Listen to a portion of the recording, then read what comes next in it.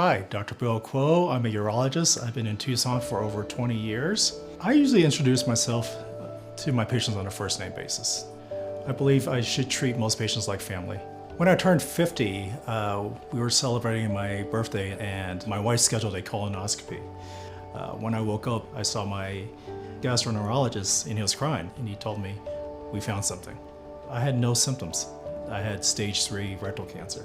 Very, very different experience. I've never been a patient before. I've never had stitches. I've never taken a prescription medication before, and all of a sudden I found out I had cancer. I had no idea what to do at that point. Empathy is now much more important. Before, you would have patients and you just tell them like, well, this is something you just have to deal with. Now, going through a patient, it's much more empathetic toward people's problems and just the issues in life that they have to go through. People shouldn't be afraid to come in and see a urologist. In urology, there's been quite a bit of advancements. We now dwell in robotic surgery. There's many procedures that we can do here in a clinic. We have procedures that we can do in the office. There were procedures that we used to do in a hospital under general anesthesia, which carries additional risks, which we can now do in the office.